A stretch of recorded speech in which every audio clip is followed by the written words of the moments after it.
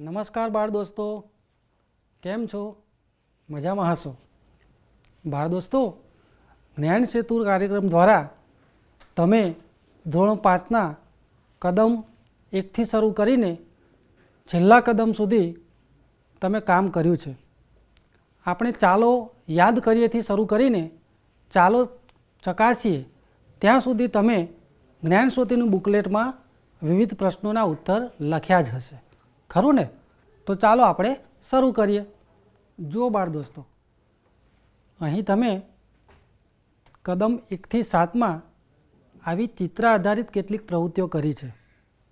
અહીંયા ચાલો યાદ કરીએથી શરૂ કરીને કદમ 7 સુધી તમે આવા વિવિધ ચિત્રોને આધારે ક્યાંક એનું વર્ણન કર્યું હશે, ક્યાંક એ ચિત્રો આધારિત પ્રશ્નોના ઉત્તર લખ્યા હશે, તો વળી ક્યાંક 2 ચિત્રો આપેલા હશે, એના આધારે તમારે તફાવત પણ શોધવાના હશે. બાળ દોસ્તો, તમને આ ચિત્ર આધારિત પ્રવૃત્તિઓ કરવાની પણ ખૂબ મજા પડી હશે. આ માટે તમારે વિવિધ ચિત્રોનું ધ્યાનપૂર્વક અવલોકન કરીને આ બધા ઉત્તરો લખવાના હોય છે અને તમે લખી જ દીધા હશે. જુઓ બાળ દોસ્તો, અહીંયા આપણે ચાલો યાદ કરીએનું એક ચિત્ર જોયું. આ રીતે કદમ 1થી 7માં અલગ અલગ વિવિધ ચિત્રો આપેલા છે, બરાબર ને? આ ચિત્રોના આધારે તમારે ક્યાંક પ્રશ્નોના ઉત્તર લખવાના છે તો ક્યાંક એનું વર્ણન કરવાનું છે, બરાબર? ચાલો હવે આપણે આગળની એક પ્રવૃત્તિ વિશે સમજ મેળવીએ. જો આપણે પ્રશ્ન 2 જોઈએ. નીચેના વાક્યોનું સુંદર અક્ષરે અનુલેખન કરો. બાળ દોસ્તો, તમે કદમ 1થી 7માં આવી અનુલેખન માટેની ઘણી બધી પ્રવૃત્તિઓ કરી હશે. અનુલેખન કરવામાં આપણે કેટલીક બાબતોનું ખાસ ધ્યાન રાખવાનું છે. અનુલેખન જ્યારે આપણે કરીએ ત્યારે આપણે શબ્દો વચ્ચે યોગ્ય અંતર રાખવાનું છે. લખતી વખતે સુંદર અક્ષરોથી લખવાનું છે, બરાબર ને? અને આ બધું તમે ખૂબ સુંદર રીતે કર્યું જ છે. છતાં પણ જો ક્યાંક બાકી રહી ગયું હોય તો તમારે અનુલેખનમાં આવી કેટલીક કાળજી રાખીને વાક્યો હોય તો વાક્યો, ક્યાંક ફકરો હશે, તમારે એ સુંદર અક્ષરે લખવાનું છે. કદમ 1થી 7માં જ્યાં જ્યાં આવી અનુલેખનની પ્રવૃત્તિ છે ત્યાં તમારે આ રીતે સારા અક્ષરે જોડણીનું ધ્યાન રાખીને અનુલેખન કરવાનું છે. ચાલો આપણે હવે આગળના પ્રશ્નની સમજ મેળવીએ. જુઓ બાળ દોસ્તો, આગળનો પ્રશ્ન શું છે? આપણે પાઠ્યપુસ્તકમાંથી તમને ગમતું કાવ્ય અહીં લખો. કાવ્ય લખતી વખતે પણ આપણે અનુલેખનની જેમ જ કેટલીક બાબતોનું અહીંયા ધ્યાન રાખવાનું છે. તો ચાલો આપણે હવે આગળ પ્રશ્ન 4 તરફ જઈએ. જુઓ, પ્રશ્ન 4 શું છે કે ગુજરાતીના પાઠ્યપુસ્તકમાંથી તમને ગમતા પાઠનો 5 લીટીનો ફકરો અહીં લખો. તમારે અહીંયા તમને જે પાઠ ગમે છે એની 5 લીટી અહીંયા લખવાની છે. તો જ્યારે જ્યારે આપણે કંઈક આવું લખવાનું આવે છે, એ પછી અનુલેખન હોય કે કાવ્ય પંક્તિ હોય કે કોઈ 5 લીટી કે ફકરો હોય, ત્યારે આપણે ખાસ કેટલીક બાબતો ધ્યાન રાખવાની છે કે આપણા અક્ષરો સુંદર હોય, આપણા શબ્દો વચ્ચે જગ્યા હોય, અને આવી કેટલીક બાબતોને આપણે ધ્યાન રાખીને સુંદર અક્ષરે આ આપણે લખવાનું છે. જો બાળ દોસ્તો, અહીંયા આપણે પ્રશ્ન 5 પાઠ્યપુસ્તકને આધારે કૌંસમાંથી પાત્રો અને તેમને લગતી યોગ્ય વિગત શોધી લખો. અહીં તમારે જે પાત્રો આપેલા છે અને એને બંધબેસતી જે સાચી વિગત છે એ શોધીને લખવાની છે. તમે ચોક્કસ લખી દીધી છે. જુઓ પ્રશ્ન 6. ઉદાહરણ જુઓ, સમજો અને લખો. અહીંયા કેટલાક શબ્દો આપ્યા છે પણ એ શબ્દોમાં અક્ષરો આડાઅવળી છે, તો એ અક્ષરોને તમારે ગોઠવીને સાચો શબ્દ બનાવવાનો છે. તમને આ પ્રવૃત્તિ કરવામાં પણ ખૂબ મજા આવી હશે અને તમે લખી પણ દીધું હશે. જો અહીંયા એક ઉદાહરણ પણ આપ્યું છે કે બી લે જ. અહીંયા મૂળાક્ષર આડાઅવળા છે તો આપણને શબ્દ સમજાતો નથી. હવે અહીંયા આપણે એને મૂળાક્ષરોને યોગ્ય ક્રમમાં ગોઠવ્યા છે જેથી આપણને એનો અર્થ સમજાય છે અને એ કયો શબ્દ છે એ આપણને ખબર પડે છે. જ લે બી, બરાબર ને? આ રીતે તમારે બાકીના શબ્દો ગોઠવવાના છે. આગળનો પ્રશ્ન છે પ્રશ્ન 7. માગ્યા મુજબ કરો. અહીંયા તમારે જે મૂળાક્ષર ઉપર તમને લંબગોળ કરવાનું કહ્યું છે એ મૂળાક્ષર તમારે આપેલા શબ્દોમાંથી ઓળખવાનો છે, એને શોધી કાઢવાનો છે અને જે તે મૂળાક્ષર પર તમારે લંબગોળ કરવાનું છે. આ પણ તમે કરી જ દીધું હશે. જો આગળનો પ્રશ્ન શું છે? પ્રશ્ન 8. તમને ગમતું કોઈ પણ એક ચિત્ર અહીં ચોંટાડો. બાળ દોસ્તો, આ પ્રવૃત્તિ કરવામાં તો તમને ખૂબ મજા પડી હશે. અહીંયા તમારે તમને મનગમતું ચિત્ર ચોંટાડવાનું હતું. તમે ચોંટાડી પણ દીધું હશે। ચાલો હવે આપણે આગળનો પ્રશ્ન જોઈએ। જુઓ, અહીં પ્રશ્ન 8 ઉદાહરણ મુજબ લખો। અહીંયા આપણને એક ઉદાહરણ આપેલું છે, સૈનિક તો સૈનિકો। તમને બરાબર સમજાઈ ગયું છે કે અહીંયા કેવી રીતે આપણે શબ્દો લખવાના છે, બરાબર। આપણે એક ઉદાહરણ જોઈએ, છોકરો તો શું થશે? છોકરા, બરાબર ને। અહીં બહુવચન આપણે લખવાનું છે, એક વચન અને બહુવચનનો લખતો આ પ્રશ્ન છે। તમને સમજાઈ ગયું હશે, તમે લખી પણ દીધું હશે। એ જ રીતે પ્રશ્ન 9 અને પ્રશ્ન 10 એ શબ્દો આધારિત પ્રવૃત્તિ છે। તમારે અહીંયા સમાનાર્થી શબ્દ અને પ્રશ્ન 10માં વિરુદ્ધાર્થી શબ્દ લખવાના છે। આ પણ તમે લખી દીધું હશે। બાળ દોસ્તો, આપણે ચાલો યાદ કરીએમાં તમે જે પ્રવૃત્તિ અગાઉ કરી દીધી છે એના વિશે ફરી એક વખત સમજ મેળવી છે, બરાબર ને।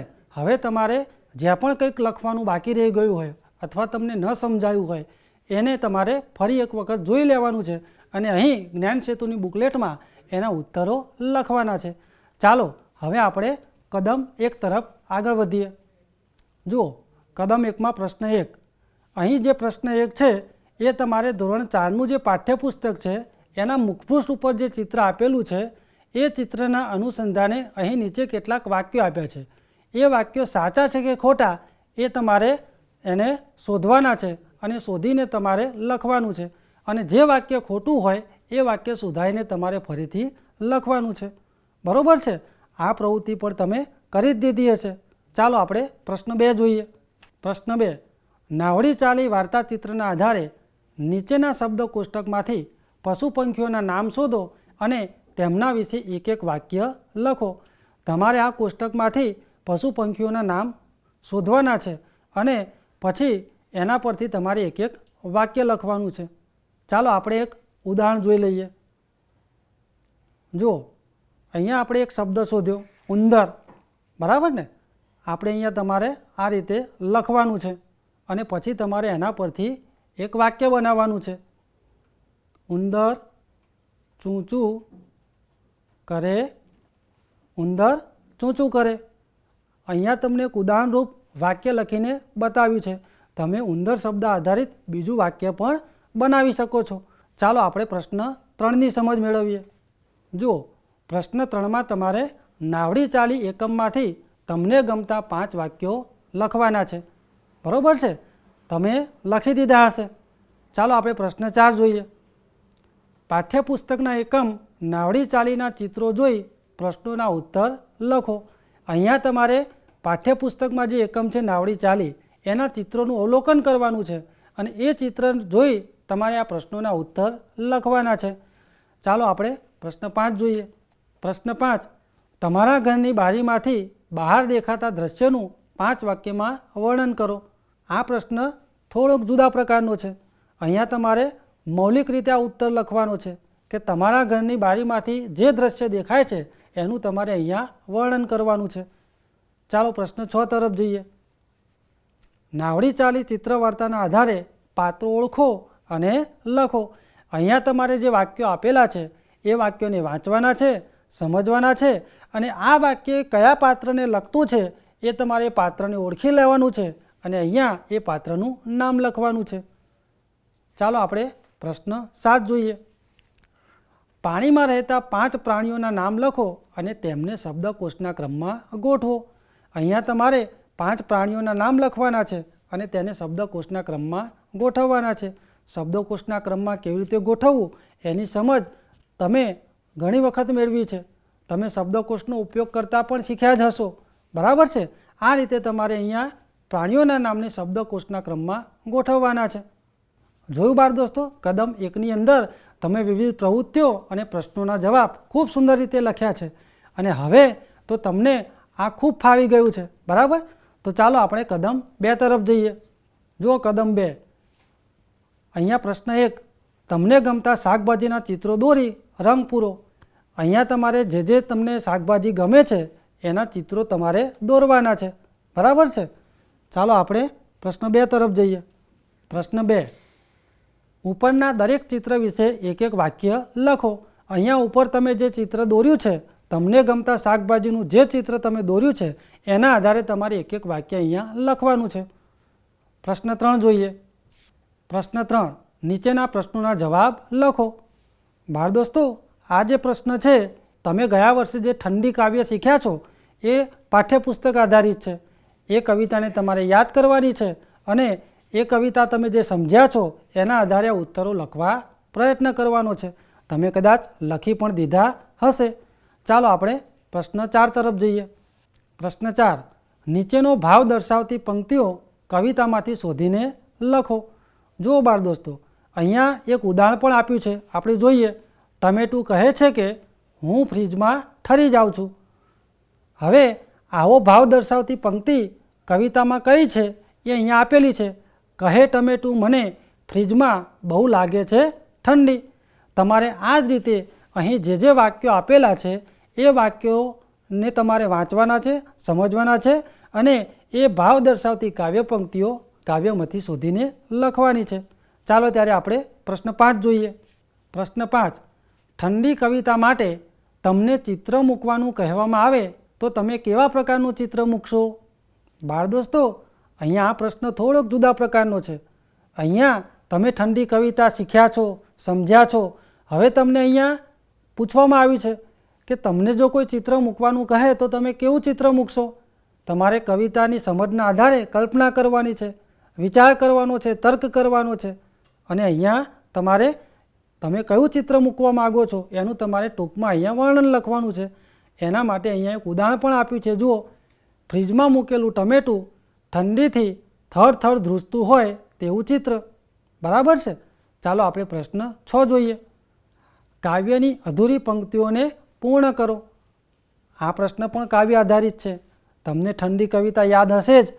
તમારે એ કવિતાના આધારે અહીંયા અધૂરી પંક્તિઓ આપેલી છે એ પૂર્ણ કરવાની છે, પંક્તિ વાંચવાની છે અને એના પછી આગળ કયા શબ્દો આવશે એ તમારે યાદ કરવાના છે અને લખવાનું છે. ચાલો ત્યારે આપણે પ્રશ્ન 7 જોઈએ. પ્રશ્ન 7, ઉદાહરણ મુજબ શબ્દો લખો. અહીંયા આપણને એક ઉદાહરણ આપ્યું છે. જુઓ, દળ દળ. આવા શબ્દો તમારે યાદ કરીને લખવાના છે. જો બાળ દોસ્તો, આપણે એક શબ્દ લખીને જોઈએ. ખટ ખટ. હવે તમને સમજાયું હશે કે આપણે કેવા પ્રકારના શબ્દો અહીંયા લખવાના છે. તમે લખી પણ દીધા હશે, છતાં પણ જો ક્યાંક બાકી રહી ગયું હોય તો તમારે આ શબ્દો આ રીતે લખવાના છે. જોયું બાળ દોસ્તો, આપણે કદમ 2 ની અંદર વિવિધ પ્રવૃત્તિઓને સમજ્યા. ચાલો આપણે કદમ 3 તરફ આગળ વધીએ. કદમ 3માં પણ પહેલો પ્રશ્ન ચિત્ર આધારિત છે. જુઓ પ્રશ્ન 1, નીચેના ખાનામાં વિવિધ ધર્મસ્થાનોના ચિત્રો મેળવીને ચોંટાડો. અહીં તમારે વિવિધ ધર્મસ્થાનોના ચિત્રો ચોંટાડવાના છે. અને હા બાળ દોસ્તો, તમને જો ચિત્ર દોરતા આવડતું હોય તો તમે દોરી પણ શકો છો. ચાલો આપણે પ્રશ્ન 2 જોઈએ. પ્રશ્ન 2, તમે લગાવેલ દરેક ચિત્ર માટે એક એક વાક્ય લખો. અહીં પ્રશ્ન 1માં તમે જે ચિત્રો ચોંટાડ્યા છે અથવા તો દોર્યા છે એ ચિત્રના આધારે અહીંયા તમારે વાક્ય બનાવવાનું છે અને લખવાનું છે. ચાલો આપણે પ્રશ્ન 3 જોઈએ. પ્રશ્ન 3, નીચેના પ્રશ્નોના જવાબ લખો. આ પ્રશ્ન એકમ આધારિત છે. તમારે એકમમાં જે પણ તમે કંઈ શીખ્યા છો એના આધારે તમારે આ પ્રશ્નોના ઉત્તર લખવા પ્રયત્ન કરવાના છે. અહીંયા કેટલાક પ્રશ્નો એવા પણ હશે કે જે એકમમાં જે ઘટના બની છે એને આધારે તમારે કલ્પના કરવાનું હશે, તર્ક કરવાનું હશે અને આવું કેમ બન્યું હશે એ વિચારવાનું છે અને એનો ઉત્તર લખવા પ્રયત્ન કરવાનો છે. ચાલો આપણે પ્રશ્ન 4 જોઈએ.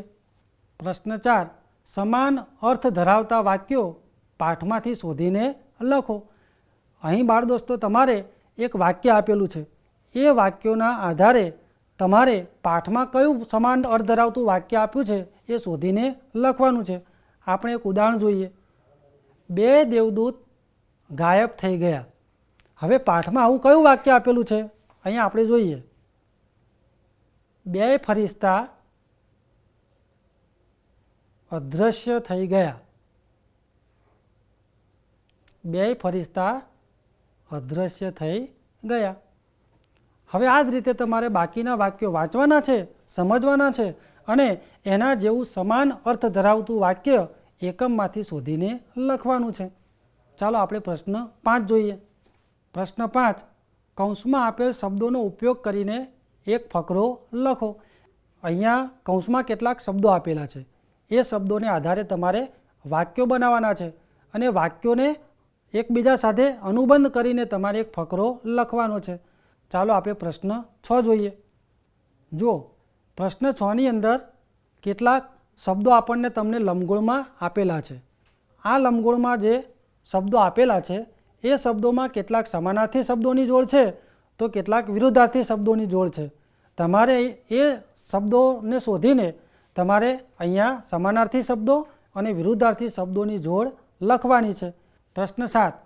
ઉદાહરણ મુજબ તમારા નામના પહેલા અક્ષરથી એક શબ્દ બનાવો, તેના છેલ્લા અક્ષરથી પણ શબ્દ બનાવો, એમ 5 શબ્દો બનાવો. જો આપણને એક ઉદાહરણ આપ્યું છે. અહીં એક શબ્દ આપ્યો છે રમેશ. રમેશમાં છેલ્લો મૂળાક્ષર છે સ, એના આધારે આગળનો શબ્દ બનાવ્યો છે શરણાઈ. શરણાઈમાં છેલ્લો મૂળાક્ષર છે ઈ, એના આધારે આગળનો શબ્દ બનાવ્યો છે ઈશાન. બાળ દોસ્તો, આ જ રીતે તમારે છેલ્લા મૂળાક્ષરના આધારે 5 શબ્દો બનાવવાના છે અને એના આધારે પછી તમારે નીચે વાક્ય બનાવવાના છે. ચાલો આપણે હવે કદમ 4 તરફ આગળ વધીએ. કદમ 4. પ્રશ્ન 1. ચિત્ર જોઈ તેના વિશે 7-8 વાક્યો લખો. અહીં તમારે ચિત્રનું અવલોકન કરીને 7-8 વાક્યો લખવાના છે.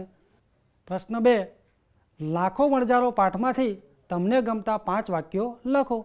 અહીં તમારે લાખો વણજારો પાઠમાંથી તમને ગમતા 5 વાક્યો લખવાના છે. કૌંસમાંથી યોગ્ય શબ્દ પસંદ કરીને ખાલી જગ્યા પૂરો. અહીંયા કૌંસમાં કેટલાક શબ્દો આપેલા છે, એ શબ્દો તમારે વાંચવાના છે. એની નીચે જે ફકરો આપેલો છે એ ફકરો પણ તમારે વાંચવાનો છે અને કઈ ખાલી જગ્યામાં કયો શબ્દ બંધ બેસશે એ તમારે લખીને આ ફકરો પૂર્ણ કરવાનો છે. આપણે એક ખાલી જગ્યા પૂરીને સમજી લઈએ. પછી તો એવું બન્યું કે ખાલી જગ્યાને ઘેર એક ખાલી જગ્યા ખાતર પડ્યું. આપણે જોઈએ પહેલી ખાલી જગ્યામાં કયો શબ્દ આવશે. પછી તો એવું બન્યું કે શેઠને ઘેર એક રાતે ખાતર પડ્યું. જો હવે તમને બરાબર સમજાઈ ગયું હશે કે આપણે આ પ્રવૃત્તિ કેવી રીતે પૂર્ણ કરવાની છે. આપેલ જાહેરાત વાંચી પ્રશ્નોના જવાબ લખો. બાળ દોસ્તો, અહીંયા તમારે આ જાહેરાતને બરાબર વાંચવાની છે. એમાં જે વિગતો આપી છે એને તમારે સમજવાની છે અને એ વિગતોને તમારે સમજીને પ્રશ્નના ઉત્તર લખવા માટે પ્રયત્ન કરવાનો છે. ચાલો આપણે પ્રશ્ન 6 તરફ જઈએ. પ્રશ્ન 6. ઉદાહરણ મુજબ આપેલ શબ્દોને લાગુ પડતા બીજા શબ્દો લખો. અહીંયા એક ઉદાહરણ આપણને આપેલું છે વિદ્યાર્થી. હવે વિદ્યાર્થીને કયા શબ્દો લાગુ પડે છે? પુસ્તક, દફતર, પેન્સિલ. બરાબર ને? જો આપણે એક ઉદાહરણ સમજી લઈએ. ખેડૂત. હવે ખેડૂત માટે કયો શબ્દ લાગુ પડશે? ટ્રેક્ટર, ખેતર, પાવડો. બરાબર ને? બાળ દોસ્તો, અહીંયા જે શબ્દો લખ્યા છે એ નમૂનારૂપ છે. કદાચ તમને ખેડૂતને લગતા બીજા શબ્દો પણ યાદ આવતા હશે તો એ શબ્દો પણ તમે લખી શકો છો. બાળ દોસ્તો, આપણે કદમ 1 થી 4 જોયા. બરાબર ને? એમાં જે પ્રવૃત્તિઓની આપણે સમજ મેળવી હતી એને આપણે વધારે પાકી કરવા માટે પ્રયત્ન કર્યો છે અને તમે હવે આને ખૂબ સરળતાથી લખી શકશો. બરાબર ને? ચાલો આપણે આગળના કદમ તરફ વધીએ. કદમ 5. પ્રશ્ન 1. તમને ગમતા પ્રાણીઓના ચિત્રો દોરો, તેમનું નામ લખો અને તેમના વિશે ઉખાણું લખો. અહીં તમારે તમને ગમતા પ્રાણીઓના ચિત્ર દોરવાના છે અને તેમને ગમતું અને તેમને લગતું ઉખાણું તમારે શોધીને લખવાનું છે. તમને જો ઉખાણા બનાવતા ફાવતું હોય તો તમે ઉખાણું જાતે બનાવીને પણ લખી શકો છો. આપણે પ્રશ્ન 2 જોઈએ. નીચેના પ્રશ્નોના જવાબ લખો. આ જે પ્રશ્નો છે એ કેટલાક એકમ આધારિત છે તો કેટલાક એકમને આધારે તમારે કલ્પના કરીને એના ઉત્તરો લખવા માટે પ્રયત્ન કરવાનો છે. આ પ્રશ્ન પણ તમે લખી દીધો હશે. ચાલો હવે આપણે આગળનો પ્રશ્ન જોઈએ. પ્રશ્ન 3. નીચેના ઉખાણા વાંચો, વિચારો અને તે કોણ કહે છે તે કહો અને એને ઓળખીને આપણે લખવાનું છે. તમારે અહીંયા જે ઉખાણા આપ્યા છે એને વાંચવાના છે, સમજવાના છે અને એ શું છે એ તમારે ઓળખવા માટે પ્રયત્ન કરવાનો છે અને અહીં લખવાનું છે. ચાલો આપણે આગળનો પ્રશ્ન જોઈએ. પ્રશ્ન 4, એકમ આધારે અધૂરા ઉખાણા પૂર્ણ કરો. અહીં આપણને એકમમાં કેટલાક ઉખાણા આપેલા છે. તમને એ ઉખાણા યાદ પણ હશે. અહીં જે અધૂરા ઉખાણા છે એ કયું ઉખાણું છે એ તમારે યાદ કરવાનું છે અને અહીંયા આ પ્રશ્ન તમારે પૂર્ણ કરવાનો છે. ચાલો આપણે પ્રશ્ન 5 જોઈએ.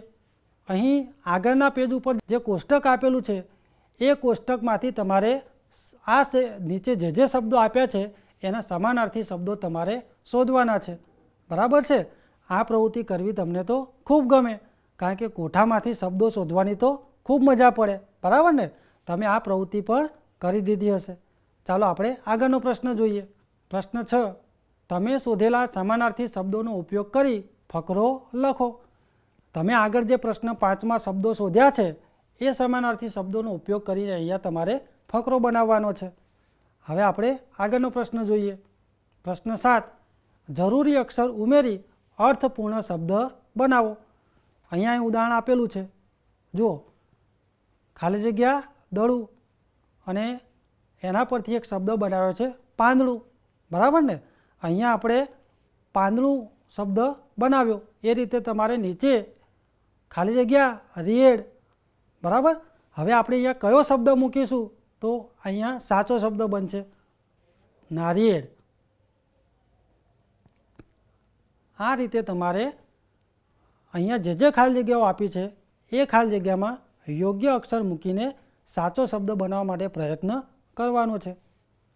ચાલો હવે આપણે આગળનો પ્રશ્ન જોઈએ. બાળ દોસ્તો, જોયું ને, આપણે અત્યારે કદમ 1 થી 4 જોયા. એમાં વારંવાર કેટલાક પ્રશ્નો આવે છે. ચિત્ર આધારિત પ્રવૃત્તિ આવે છે. તો પ્રશ્ન હોય છે એ એકમ આધારિત હોય છે. બરાબર. હવે તમને સમજાઈ ગયું છે કે આપણે આ પ્રશ્નોના ઉત્તર કેવી રીતે લખવાના છે. હવે આપણે આગળના કદમ તરફ જઈએ.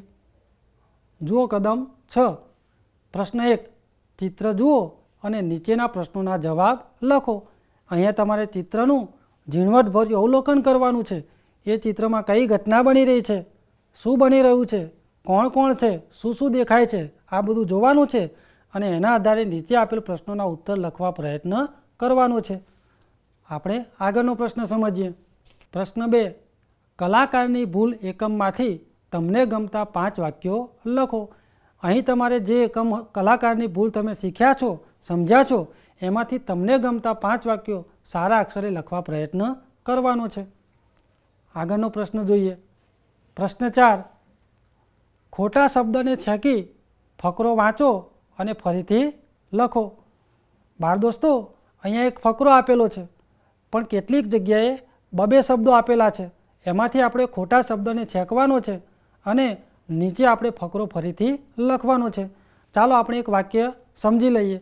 મોહન અદ્ભુત અને આબેહૂબ મૂર્તિઓ બનાવનાર, વેચનાર એક શિલ્પી હતો. હવે આમાં કયો શબ્દ ખોટો છે? વેચનાર. તો આપણે એને છેકવાનો છે. બરાબર છે.